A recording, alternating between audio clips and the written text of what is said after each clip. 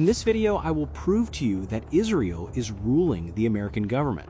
But wait, how can that even be possible? How can a country of just 9 million people have such a grip on the world's biggest superpower? Why does the US send $3.8 billion every year to Israel, while Americans struggle with healthcare, housing, and student debt? Why do American presidents, Republican and Democrat alike, all stand in line to promise loyalty to Israel no matter what? And why, even after thousands of dead children in Gaza, does Washington continue to send bombs stamped Made in USA? The answer lies in history, politics, money, religion, and power. Today, we're going to connect the dots. Let's start with the numbers. Since World War II, the United States has given over $260 billion in aid to Israel, more than to any other country in the entire world. But this isn't just foreign aid. It's a pipeline, a guaranteed, unstoppable stream of U.S. taxpayer money that flows straight into Israel's military machine. Every year, the U.S. sends $3.8 billion to Israel. That's about $10 million every single day. And where does it go? To fighter jets, to bombs, to tanks, to missile defense systems like the Iron Dome. All of it funded by American taxpayers. Take 2016, for example. Under President Obama, the U.S. signed the largest military aid deal in American history, a $38 billion package over 10 years. Locked in, guaranteed, no matter who sits in the White House. That means while Americans argue about how to pay for healthcare or education, Israel never has to worry about where its next warplane is coming from. Here's the catch. Much of this money never even leaves the U.S. By law, a huge portion of the aid must be spent on American defense companies, giants like Lockheed Martin, Boeing, and Raytheon. So Israel gets the weapons, the corporations get the profits, and ordinary Americans, they get the bill. Take the F-35 stealth fighter jet. Each one costs around $80 million. The U.S. has supplied dozens to Israel, making it one of the few countries in the world with access to this next-generation aircraft. Meanwhile, teachers in Detroit buy school supplies out of their own pockets. Or consider Israel's Iron Dome. This missile defense system has received over $2.6 billion in U.S. funding since 2011. That's money that could have rebuilt crumbling U.S. infrastructure. Bridges, roads, and water systems that experts say will cost over $2 trillion to repair. While Israel expands its military arsenal, over 500,000 Americans are homeless. While Israeli cities are shielded by U.S.-funded defense systems, tens of millions of Americans live without health insurance.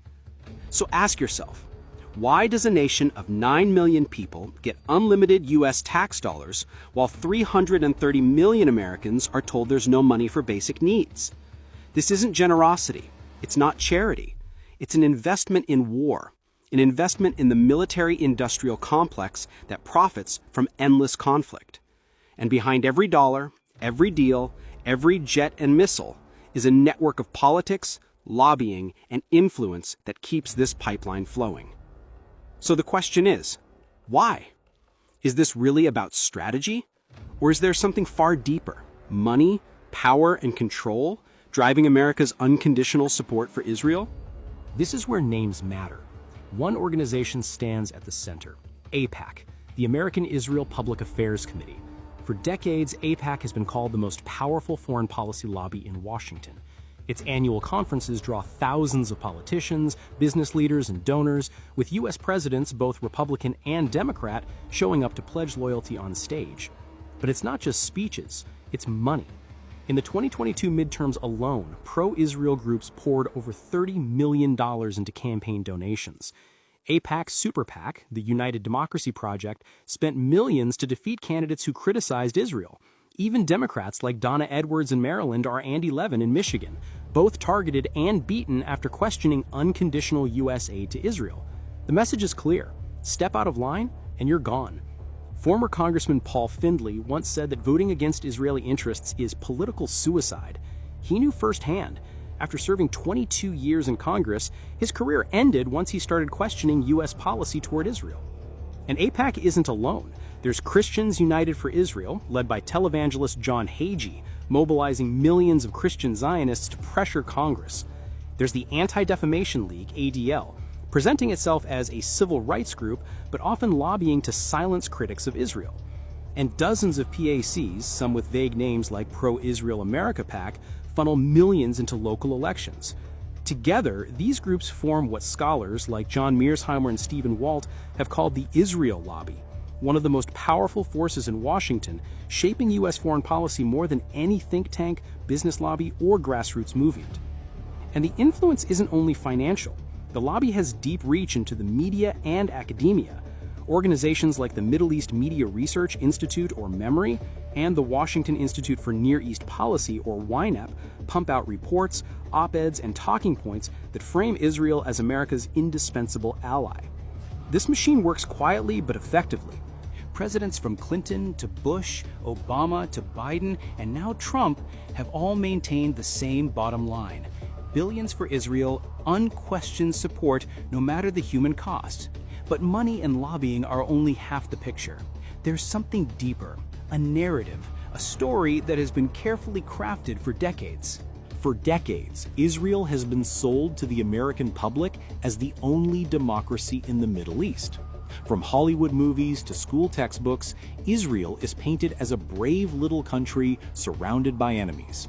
Meanwhile, Palestinians are often erased or portrayed as aggressors. Look at U.S. presidents. From Reagan to Bush, Clinton to Obama, Biden to Trump, every one of them repeats the same script. America stands with Israel. Why? Because challenging that narrative would be political suicide.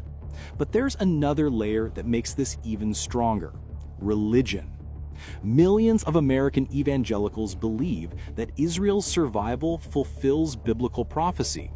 Groups like Christians United for Israel, led by Pastor John Hagee, openly preach that supporting Israel is God's will.